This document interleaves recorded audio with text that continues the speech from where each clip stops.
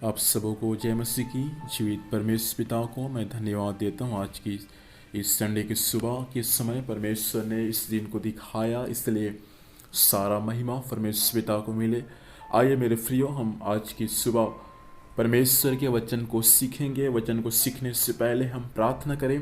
सर्वशक्तिमान जीवित परमेश्वर पिता, आज की सुबह प्रभु जी हम आपकी उपस्थिति में आते हैं। कुछ समय परमेश्वर आपके वचन को सीखना चाहते हैं। पवित्र आत्मा परमेश्वर आप हमारी अगुवाई करें और आप अपने वचन के माध्यम से परमेश्वर हम सबों से बातचीत करें। हम सबों के जीवन को प्रभु यीशु आपके हाथों में सौंपते हैं। आपने प्रार्थना सुना, धन्यवाद। इस मसीह के नाम से पिताजी हम आशीष मांगते हैं, आमीन। आइए मेरे साथ में आज की सुबह एक वचन पढ़ेंगे। मरकुस रचित सुसमाचार उसका 5 अध्याय उसका 20 पद। मरकुस रचित सुसमाचार 5:20। यह ऐसा लिखा है, वह जाकर दिकापुलिस में इस बात का प्रचार करने लगा कि यीशु ने मेरे लिए कैसे बड़े बड़े काम किए, और सब लोग अचंभा करते थे। खुदावंद परमेश्वर इस वचन के माध्यम से हमें आशीष प्रदान करे। यहाँ पर एक दुष्ट आत्मा से ग्रसित व्यक्ति के बारे में दिया गया है, जो गिरासेनियों नामक देश में रहता था।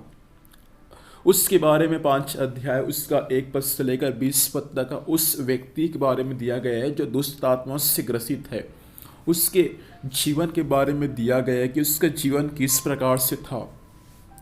एक दिन प्रभु यीशु मसीह और उसके चेले जब नाव में बैठ के उस गिरासेनियों देश की ओर जा रहे थे, तब रास्ते में बहुत ही आंधी और तूफान आया। और ऐसा आंधी और तूफान आया कि उनका नाव जो था वे डूबने ही वाला था। लेकिन प्रभु यीशु मसीह जो था वे सो रहा था। चेलों ने यीशु मसीह को जगाया और कहा कि स्वामी उठो, क्योंकि ये आंधी और तूफान हमको क्या कर देंगे, मार डालेंगे, हमको नाश कर देंगे। तब यीशु मसीह उठा और उस आंधी और तूफान को डांटा, और वे आंधी और तूफान क्या हो गया, थम गया। उसके बाद जब प्रभु यीशु मसीह एक उद्देश्य के साथ उस नाव में बैठ के उस गिरासेनियों देश की ओर जा रहे थे, रास्ते में आंधी और तूफान आया। लेकिन परमेश्वर, आंधी और तूफान तो आया, लेकिन परमेश्वर अर्थात यीशु मसीह ने उस आंधी और तूफान को डांटा और वे आंधी और तूफान थम गए।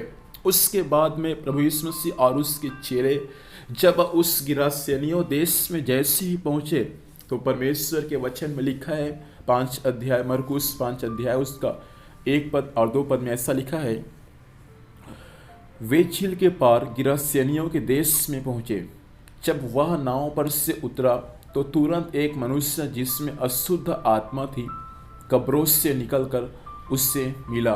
अब यहाँ पर परमेश्वर के वचन में लिखा हुआ है कि जब प्रभु यीशु मसीह और उसके चेले जैसे ही उस गिरासेनियों देश में जब पहुंचा, तब वहाँ एक व्यक्ति था जिसके अंदर में अशुद्ध आत्मा था, और वह व्यक्ति जिसके अंदर में अशुद्ध आत्मा था कब्रों में रहा करता था। तुरंत वो उसमें से निकला और किससे मिला, प्रभु यीशु मसीह को मिला। याद रखिएगा, जिसके अंदर में दुष्ट आत्मा है या जिसके अंदर में अशुद्ध आत्मा है, वह व्यक्ति अच्छे स्थान में नहीं रहता। जैसा आप और मैं अच्छे स्थान में रहना पसंद करते हैं, वैसा जिसके अंदर में दुष्ट आत्मा है या जिस मनुष्य के अंदर में अशुद्ध आत्मा है, वह व्यक्ति अच्छे स्थानों में रहना पसंद नहीं करता। लेकिन जैसा इस मनुष्य के अंदर में जब अशुद्ध आत्मा था, परमेश्वर पिता के वचन में लिखा है कि वह मनुष्य कब्रों में रहता था। और कब्रों में केवल रहता ही नहीं था, आगे जब आप वचन को पढ़ेंगे तो वहाँ लिखा है कि यह मनुष्य जो था वे केवल कब्रों में ही रहता नहीं था, लेकिन कब्रों में रहता, उसके बाद लिखा है वचन में 3 पद में, वह कब्रों में रहा करता था और कोई उसे सांकलों से भी बांध न सकता था, क्योंकि वह बार बार बेड़ियों और सांकलों से बांधा गया था। पर उसने सांकलों को तोड़ दिया और बेड़ियों के टुकड़े टुकड़े कर दिए, और कोई उसे वश में नहीं कर सकता था। देखिए, हो सकता है मेरे विचार से उसके परिवार वाले उस व्यक्ति को जिसके अंदर में दुष्ट आत्मा था, कई बार उसके परिवार के लोग उसको अपने वश में करना चाहा। इसलिए परमेश्वर के वचन में लिखा हुआ है, कई बार उसको लोगों ने सांकलों से बांधा, कई बार उसको लोगों ने बेड़ियों से बांधा। लेकिन वह व्यक्ति जिसके अंदर में दुष्ट आत्मा था, जिसके अंदर में अशुद्ध आत्मा था, वह बेड़ियों को और सांकलों को तोड़ दिया करता था। वचन में लिखा है बेड़ियों को, सांकलों को टुकड़े टुकड़े कर दिया था। इतना शक्ति उसके अंदर में था, लेकिन कोई व्यक्ति उसको अपने वश में नहीं कर सकता था। और वह व्यक्ति सब चीज को, बेड़ी हो, चाहे जंजीर हो, चाहे सांकल हो, जो जिस किसी से भी उसको बांधते थे सबको तोड़ते थे, और कोई भी व्यक्ति उसको अपने वश में नहीं कर सकता था। लेकिन वह व्यक्ति क्या करता था, पहाड़ों में लगातार रात दिन चिल्लाता था। कब्रों में रहना उसको पसंद था, पहाड़ों पर चिल्लाना उसको पसंद था। इसीलिए 5 पद में लिखा है वह लगातार रात और दिन कब्रों और पहाड़ों में चिल्लाता और अपने आप को पत्थरों से घायल करता था। देखिए परमेश्वर के वचन में क्या लिखा है कि वह व्यक्ति जिसके अंदर में दुष्ट आत्मा था, वह व्यक्ति जिसके अंदर में अशुद्ध आत्मा था, वह व्यक्ति लगातार रात और दिन कब्रों में रहता था। लगातार वह पहाड़ों पर चिल्लाता था और यहाँ तक कि वह पत्थरों से अपने आप को घायल करता था। सोचिए कैसा दिखता होगा वो, सोचिए वो कितना डरावना दिखता होगा। सोचिए उसके पास में कोई लोग जाने का हिम्मत भी नहीं करते, क्योंकि वह व्यक्ति अपने आप को पत्थरों से घायल करता था। वह व्यक्ति रात और दिन कब्रों में रहना पसंद करता था, पहाड़ों पर चिल्लाना पसंद करता था। अब देखिए कब्र में कौन रहता है, कब्र में जो व्यक्ति मर गया उसका हड्डी रहता है, उसको लोग दफनाते हैं, लेकिन यह व्यक्ति वहीं रहना पसंद करता है। और दूसरा, पहाड़ों पर अकेला रहना, पहाड़ों पर चिल्लाना पसंद करता है। मैं आपसे कह दूं, यह व्यक्ति अधिकतर अकेला रहना पसंद करता है, क्योंकि जिसके अंदर में दुष्ट आत्मा रहता है या जो व्यक्ति दुष्ट आत्मा से ग्रसित रहता है, वह व्यक्ति अपने आप को अकेला रहना पसंद करता है। दुनिया से, परिवार से, कलीसिया से, प्रभु के लोगों के बीच में से वह अलग रहना पसंद करता है। यह व्यक्ति जो था, जिसके अंदर में दुष्ट आत्मा था, जिसके अंदर में अशुद्ध आत्मा था, अकेला रहना पसंद करता था। वह किसी और के साथ में रहना पसंद नहीं करता था, अपने परिवार के साथ में रहना पसंद करता नहीं था, वे अकेले रहना पसंद करता था। आज भी कई ऐसे व्यक्ति हैं, कई भाई मुझे सुन रहे होंगे, कई बहन मुझे आज की सुबह सुन रहे होंगे, कई बच्चे जिनका शादी हो चुका है, पति पत्नी मुझे सुन रहे होंगे। कई लोग परिवार में रहना पसंद नहीं करते, कई लोग कलीसिया में रहना पसंद नहीं करते, अकेला रहना पसंद करते हैं। आपके लिए खतरा है। दुष्ट आत्मा जिसके अंदर में था, इस व्यक्ति के अंदर में दुष्ट आत्मा था और यह व्यक्ति अकेला रहना पसंद करता था। कई बार ऐसा होता है कि हम कई बार अकेला रहना पसंद करते हैं और शैतान फिर हमारे जीवन में धीरे धीरे काम करके हमको इस व्यक्ति के समान हमारे जीवन को बना देता है। लेकिन परमेश्वर चाहता है कि हम झुंड में रहे, हम कलीसिया में रहे, हम परिवार में रहे, हम कलीसिया का आदर करें, हम परिवार का आदर करें और उनके बीच में हम रहने वाले हो जाए। यह व्यक्ति दुष्ट आत्मा से ग्रसित था और ऐसा दुष्ट आत्मा जो इसको पागल कर दिया, ऐसा दुष्ट आत्मा जो इस व्यक्ति को नंगा कर दिया, ऐसा दुष्ट आत्मा जो इस व्यक्ति को कब्र में पहुंचा दिया, ऐसा दुष्ट आत्मा कि इस व्यक्ति को पहाड़ में पहुंचा दिया, ऐसा दुष्ट आत्मा कि इस व्यक्ति को पहाड़ में चिल्लाना पसंद था। दुष्ट आत्मा, सोचिए इस व्यक्ति के साथ में कितना अधिक काम किया। जरा विचार कीजिए कि दुष्ट आत्मा कितना हद तक हमको ले जा सकता है। यह व्यक्ति घर में था, लेकिन घर से दुष्ट आत्मा इसको कब्र में ले गया और उसके बाद में दुष्ट आत्मा वहां से उसको पहाड़ों पर लेकर चला गया और उसके बाद में पहाड़ पर चिल्ला रहे और पत्थरों से अपने आप को घायल कर रहे। लेकिन उस व्यक्ति को कोई लोग अपने वश में नहीं कर सका। उस गांव के हो या उस परिवार के हो, कोई लोग उस व्यक्ति को अपने वश में नहीं कर सका, क्योंकि उसके अंदर में क्या था, दुष्ट आत्मा ही नहीं था, परंतु परमेश्वर के वचन में लिखा हुआ है कि उसके अंदर में क्या था, सेना था। सेना मतलब 6000 की सेना उस व्यक्ति के अंदर में घुसा हुआ था। 6000 का दुष्ट आत्मा, 6000 दुष्ट आत्मा, लिगियोन जो दुष्ट आत्मा का नाम है, ये दुष्ट आत्मा उस व्यक्ति के अंदर में घुसा हुआ था। और परमेश्वर के वचन में लिखा है कि जैसे प्रभु यीशु मसीह उस व्यक्ति को पहले से देख लिया था, गिरासेनियों देश में आने से पहले, जब परमेश्वर ने हालेलुया गिरासेनियों देश में आने से पहले, जब आंधी और तूफान के बीच में जब नाव से आ रहा था, उससे पहले परमेश्वर ने उस व्यक्ति को देख लिया था जो गिरासेनियों देश में दुष्ट आत्माओं से भरा हुआ था। कोई व्यक्ति उसका सहायता नहीं कर पाया, कोई व्यक्ति उसका हेल्प नहीं कर पाया, ना तो परिवार, ना तो समाज, ना तो कुटुंब के लोग, ना तो गांव के लोग, कोई उसको अपने वश में नहीं कर पाया।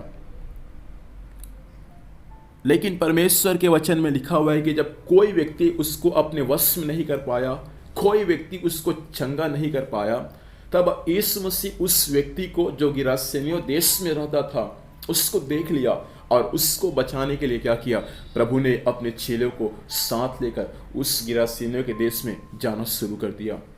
जैसे प्रभु यीशु मसीह उस गिरासेनियों के देश में पहुंचा, तब परमेश्वर के वचन में लिखा है 6 पद में कि वह यीशु को देखकर क्या किया, दूर से यीशु को देखकर उसके पास में दौड़कर उसको क्या किया, प्रणाम किया और यीशु मसीह को कहा कि हे परमेश्वर, तू मुझे हे परमेश्वर, मुझे तुझसे क्या काम, मैं तुझे परमेश्वर की शपथ देता हूं, मुझे क्या ना कर, पीड़ा ना दे।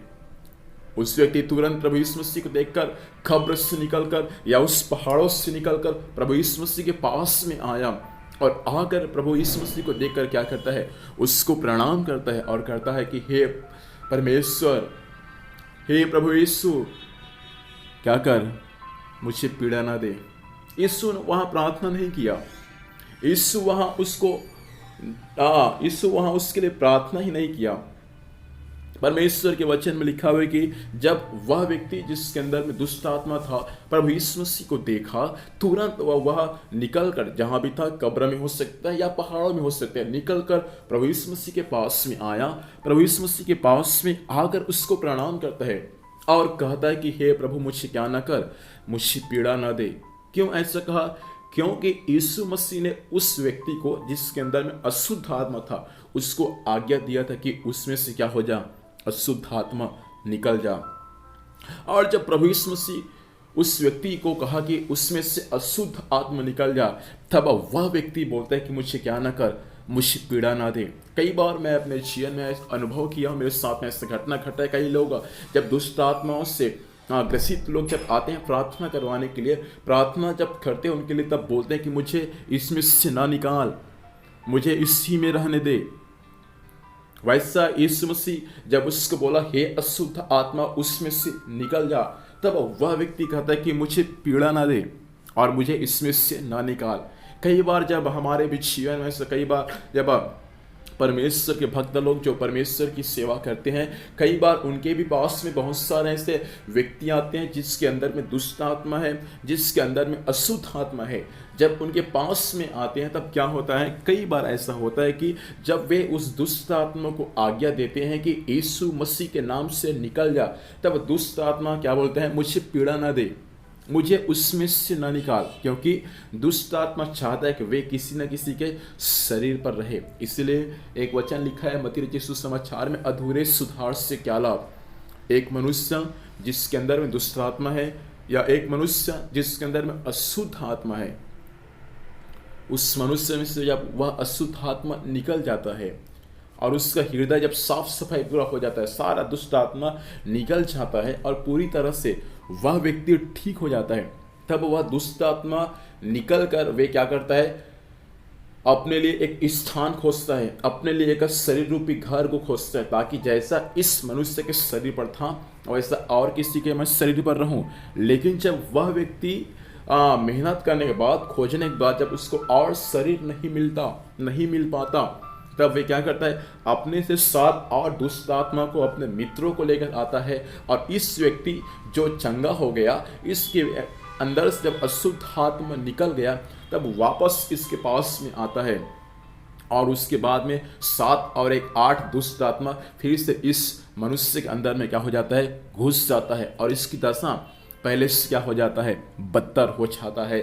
मैं आपसे कहना चाहता हूँ, परमेश्वर ने आपको दुष्ट आत्माओं से छंगाई दिया है, परमेश्वर ने आपको बीमारी से छंगाई दिया है, परमेश्वर ने आपको गरीबी से छंगाई दिया है, परमेश्वर ने आपको कर्जाओं से मुक्त किया है, परमेश्वर ने आपको अच्छे स्थानों पर पहुंचाया है, परमेश्वर ने अच्छा आपको सौंप दिया है, परमेश्वर ने आपको समस्याओं से बचाया है। तो आपका काम है कि आप और मैं अपने जीवन की रखवाली करिए। कहीं ऐसा ना हो कि फिर से वह विपत्ति हम पर आ जाए, ऐसा ना हो कि फिर से वे समस्याएं हमारे जीवन में आ जाए। इस व्यक्ति को प्रभु ने कहा कि दुष्ट आत्मा अर्थात अशुद्ध आत्मा उसमें से निकल जा। जैसे प्रभु ने उस व्यक्ति को आज्ञा दिया, तब परमेश्वर के वचन में लिखा हुआ है कि वह व्यक्ति स्वयं प्रभु से बोलता है। क्या बोलता है? देखिए 9 पद को लिखा है, 9 और 10 पद को। उसने उससे पूछा, तेरा नाम क्या है? उसने कहा, मेरा नाम सेना है, क्योंकि हम बहुत है। मूल भाषा में लिखा है 6000 या लेगियोन अर्थात 6000 सिपाहियों की सेना। 10 पद में लिखा है, और उसने उससे बहुत विनती की, हमें इस देश से बाहर ना भेज। 11 पद, वह पहाड़ों पर स्वरों का एक बड़ा झुंड चल रहा था। उन्होंने उससे विनती करके कहा, हमें उन स्वरों में भेज से कि हम उनके भीतर छाए।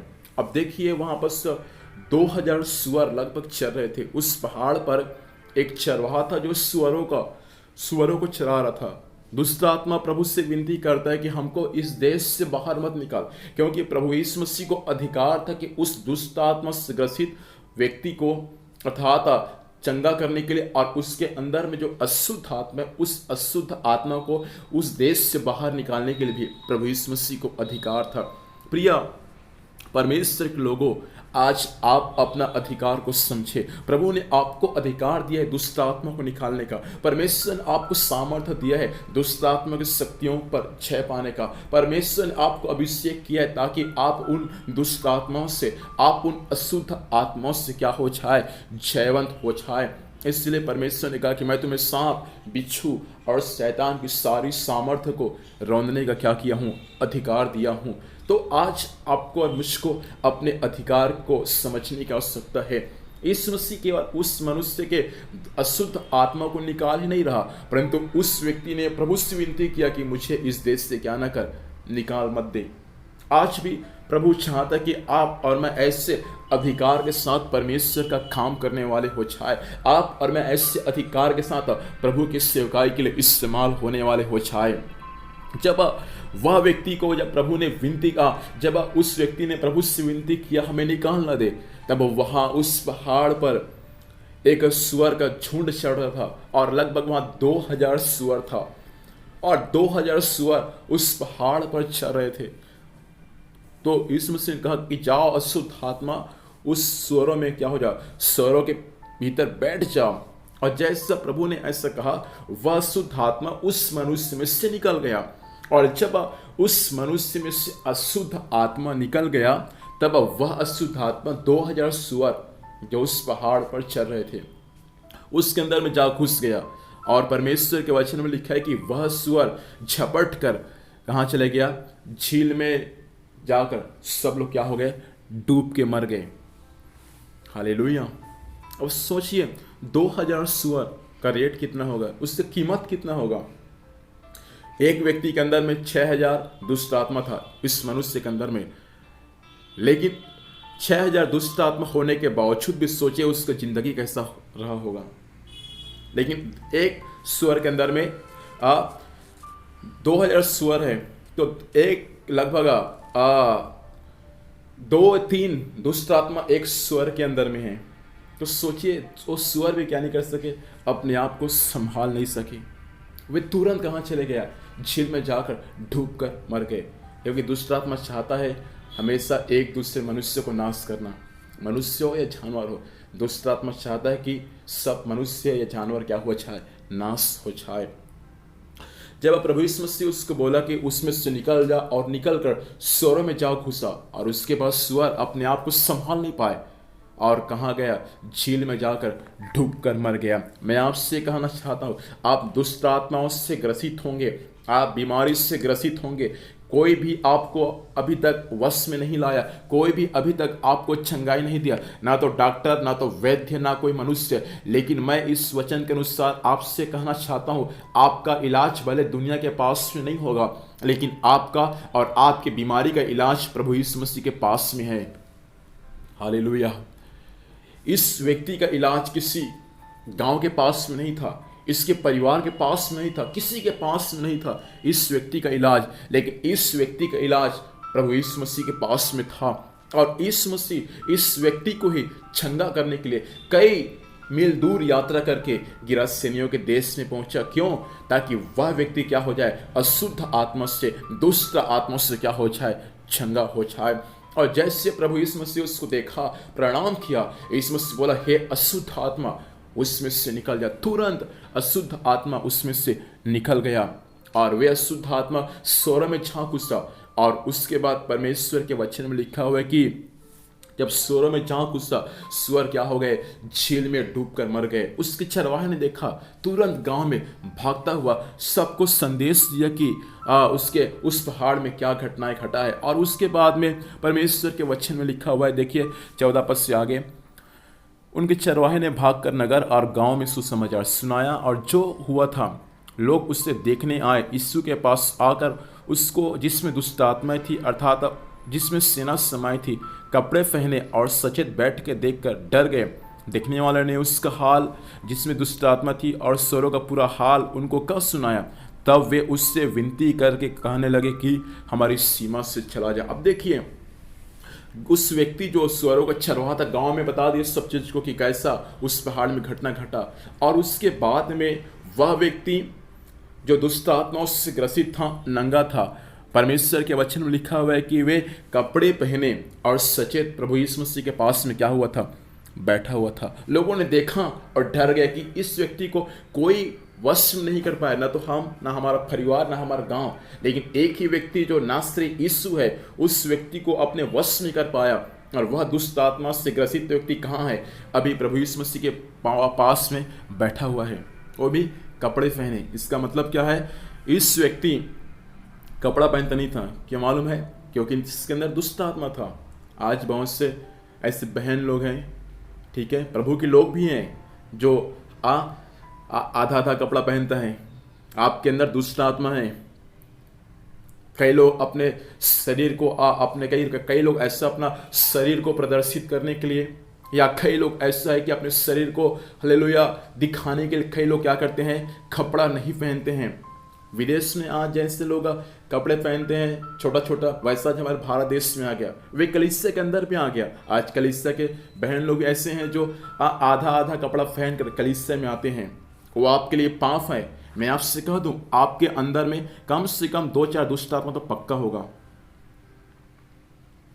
आज लोग कपड़ा पहनना पसंद नहीं करते। आज हमारे भी भारत में बहुत से ऐसे लोग हैं जिनका कपड़ा छोटा होते जा रहा है। विश्वासी लोगों का ऐसा, आप ऐसा है, मुझे सुन रहे हैं, तो परमेश्वर आपसे कहना चाहता है, पक्का आपके अंदर में दुष्ट आत्मा है, निकल जाओ, नहीं तो वो दुष्ट आत्मा आपको नाश कर देगा। अभी तो आधा काटा है, पता निकल कर पूरा भी काट देगा। इसलिए समय रहते वक्त पर मेरे बहन सावधान हो जाए। दुष्ट आत्मा जिसके अंदर में था, वो कपड़ा पहनना पसंद नहीं करता था, और जब प्रभु के पास में कपड़े पहनकर बैठा हुआ था। गांव के लोगों ने पूरा हाल जान लिया, सब चीज जो हुआ जान लिया। यीशु मसीह को विनती किया कि हमारे गांव से चला जा, ऐसा ना हो कि हमारे और सुअर क्या हो जाए, नुकसान हो जाए। तब जिस व्यक्ति के अंदर में दुष्ट आत्मा था, वह व्यक्ति यीशु मसीह से विनती करता है कि मुझे अपने साथ में रहने दे। सुनिए ध्यान से, फिर हम समाप्त करेंगे। जिस व्यक्ति के साथ में जो व्यक्ति प्रभु यीशु मसीह के साथ में था, वह व्यक्ति क्या कर रहे हैं, यीशु मसीह से विनती कर रहे हैं कि मुझे अपने साथ में रहने दे। 18 पद में लिखा है, वह व्यक्ति प्रभु से विनती कर रहा है कि मुझे अपने साथ में रहने दे। लेकिन प्रभु ने उसको अपने साथ में रहने नहीं दिया। लेकिन यीशु मसीह ने कहा कि जाओ और लोगों को बताओ कि परमेश्वर ने तुम्हारे लिए कैसा दया किया। सुनिए मेरी बातों को ध्यान से। जब वह व्यक्ति दुष्ट आत्माओं से 6000 दुष्ट आत्मा था, उससे जब चंगा हो गया, तब वह व्यक्ति प्रभु यीशु मसीह के साथ में होना चाहता था। यीशु ने उसको मना किया कि नहीं, मेरे साथ में नहीं जाना, मेरे साथ में नहीं हो लेना। एक काम करो, तुम जाओ और बताओ लोगों को कि परमेश्वर ने तुम्हारे लिए कैसे बड़े बड़े काम किए। और 20 पद को आपने और मैंने पढ़ा, यहाँ ऐसा लिखा है, वह जाकर दिकापुलिस अर्थात 10 नगरों का जो शहर है, वह उस गांव में जाकर क्या किया, यीशु मसीह का प्रचार किया कि यीशु मसीह ने कैसे उसके लिए आश्चर्य कर्म और अचंभे का काम किया है। हालेलुया।